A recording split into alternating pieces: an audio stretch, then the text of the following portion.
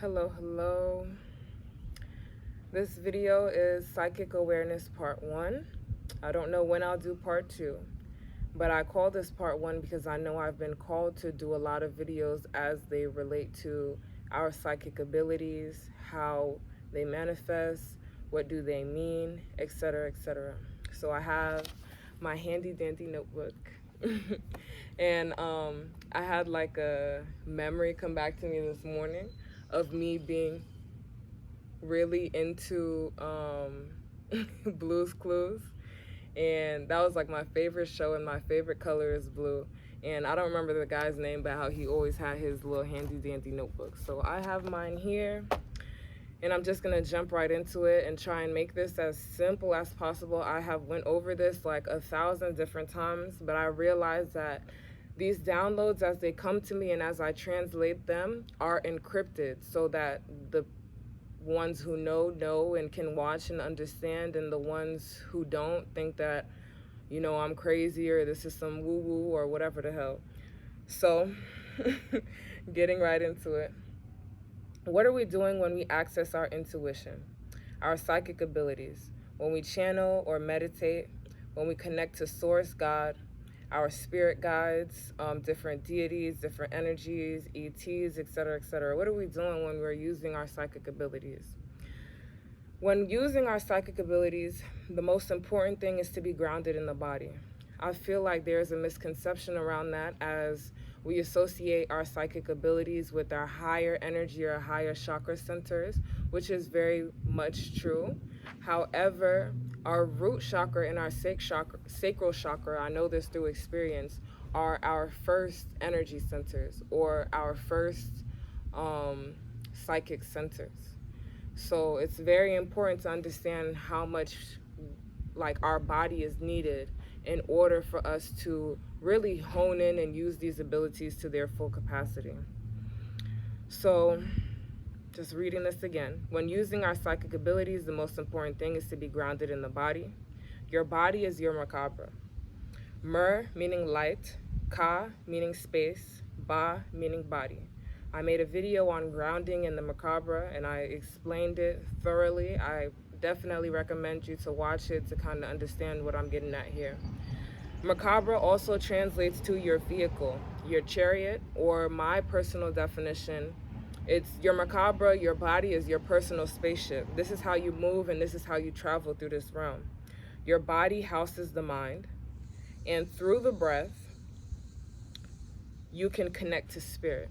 Because if you look at the etymology of spirit, you will see the word breath. Breath and spirit are synonymous. The breath is spirit, the spirit is breath, right? Even trees breathe, animals breathe, flowers breathe. So breath is spirit, it is life force energy. And you cannot breathe if you don't have the body.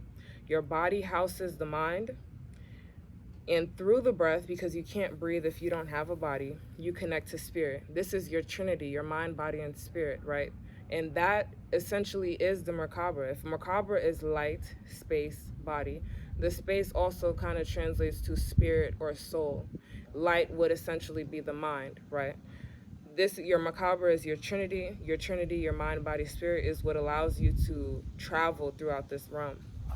When you ground or drop into your body with the help of your breath, this is what yoga is all about, syncing the movements with the breath, syncing your bodily actions with your breath. So when you ground or drop into your body with the help of your breath, you allow your spirit, or your light body, your macabre, to travel. And so what you're doing is traveling through different spaces, right? And these spaces this is where things get a little interesting, right? We start to use all this fun terminology.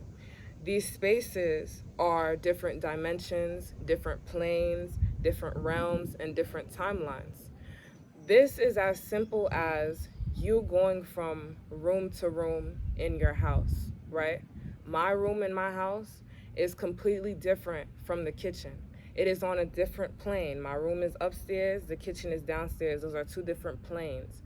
When we go back to, middle school math, right? When we learned about cubes and spheres and cylinders, and they had us measure the length, width, and height. Those are different dimensions. So it sounds all cool and like, oh my gosh, like you know what I mean? But it's just that simple. When you're traveling from different spaces, that's me taking my ass up from my room and going downstairs to the kitchen. I'm entering a different space. What goes on in the kitchen doesn't happen in my room. I'm entering a different dimension because the length, the width, the height of the kitchen is different from my room. So I just wanted y'all to understand, like, on the simplest of terms. Again, your macabre is your spaceship. You use a spaceship, essentially, to travel through space, different dimensions, different realms, right? And again, going back, your body is your macabre. Macabre is your spaceship. Your light body, your energy body, the tool you use to travel through different realms, different spaces, right? When we look at the word space, we might find the word ether, right? And ether also translates to akasha. So I'm about to tie this all together. Just follow me, right? Ether is also in the word etheric cord. Everybody has an electromagnetic field. I made a video on that. I'll definitely link it here.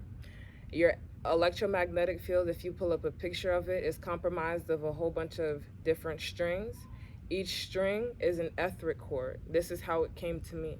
So when I'm giving somebody a reading, right, I am putting my body in a space, because I do readings physically, like in person or on FaceTime, or sometimes I might do them like somebody might text me or whatever, and I'll send them voice messages. So what I'm doing, I'm grounding into my body.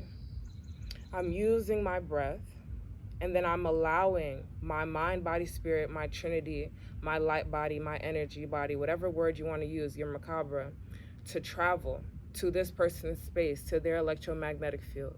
I pull off the different etheric cords, the ethers on their field, and I'm reading them. I'm helping bring clarity by kind of reading the things on their field, their auric field, or in their akashic records, because ether also translates to akasha, right? And I'm giving it back to them with more clarity and more insight than they may have for themselves. And so when we start to get into channeling different deities and different energies and things like that, especially when we're meditating, we're tapping into our intuition, or when we're tapping into whatever psychic ability, clairvoyance, clairsentience, etc., what we're doing is taking our mind, body, spirit to that frequency, to that realm, to that vibration, that space, in order for us to connect with, let's say, Christ or the Yeshua energy. What we think that we have to do here physically, if we want to connect with Christ, is go to church on Sunday, when I can sit at my home, right, and get my mind, body, and spirit really in tune with one another through the breath and connect with that energy. Same if I were to connect with the energy of Buddha, right? I feel like, well, on a third dimensional level, I may feel like I need to get in my car and find the closest Buddhist temple. I'm really interested in their practices, their principles. I need to go to the space. I need to travel to India. When ultimately all you need to do is sit and tune in your mind, body, spirit, your macabre, your light body, your energy body, whatever, to a certain frequency, to the frequency of Buddha, to the frequency of Yeshua, to the frequency of your ancestors, to the frequency of your spirit guides, your higher self, etc. You need to tune yourself to that frequency in order to enter that space and connect with that energy and receive messages from them for yourself or for others if you're reading other people. Your body is a third dimensional projection of what the mind can do, of what the mind does, right? So like I said, I can get up and get in the car and go to church, or I can sit at home and use my mind, my body, my spirit, my macabre to do the same thing. Yeah. So I definitely wanted to shout out this guy. His name is Riz Mirza, R-I-Z M-I-R-Z-A. If you look him up on YouTube, he's a psychic medium, a trance channeler. And he channels this Native American entity, and he also channels Merlin. Let me drink some water. Hold on, y'all. It's getting hot.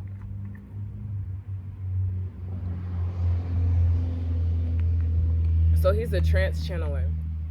And I watched one of his videos, and he said that when he channels, he got a MRI or a CAT scan or something. I'm apologize if I'm using the wrong terminology. But he said that he got some type of brain scan while he was going into trance and channeling. And what the doctor was saying was that it was as if he um was going into 4 hours of sleep within seconds or within minutes. So, in order to fully hone in on your psychic abilities, your gifts, and be able to tap in more, you must be able to fully drop into your body, right? And this is related to if we were to actually go to sleep. Everybody dreams, right? When we dream, we might end up here, there, everywhere. You know, my mom, she's had dreams where she's back in Haiti, or have dreams where she's at work, or had dreams over here. And same with me, I've had dreams where I'm in New York or I'm in California, and I've had dreams all over the place. Because what we're doing when we go to sleep, your breath pattern changes as you drop and sink deeper into your body. It takes about like 7 minutes for the mind body to fall asleep. You're sinking deeper into your body. Your breath starts to slow down. If you look up like alpha waves, theta waves, and things like that, once you go from like alpha to beta or gamma or theta, I don't know what order it really comes in. I know alpha's first though. But what you're doing is dropping deeper into your body. Your breath starts to slow down. Your whole body kind of starts to enter a rest or a sleep-like position, right? And then, when you fall asleep, your mind, your spirit, your body, your soul is traveling all these different realms, all these different places. So this guy, Riz Mirza, watch his YouTube videos. He shows himself like talking just like I am, and then he'll just say, okay, and he'll go into trance. And I completely believe in what he does. You can feel the energy from it, as well as just listening to the messages that he brings through help to kind of emphasize that what he's doing is real. But I mean, I guess you don't have to really believe it to watch it. But I definitely just brought him up because I feel like it's the perfect example of how much you must be in tune with your body in order for you to access your psychic abilities on a grandeur scale or a grandeur level. So some tips to strengthen your psychic awareness: there's herbs you can use like lavender, passion flower. You can work with herbs that help to regulate and or down regulate the nervous system. So like skull cap is what comes to mind. Lavender and passion flower definitely help with the nervous system as well. But allow yourself to feel. One of the biggest disservices I did to myself, and I mean it needed to happen, was I made myself numb. Through drugs, through sex, through whatever reason, I made myself completely numb, right? Because of my traumas, because of the things that I experienced.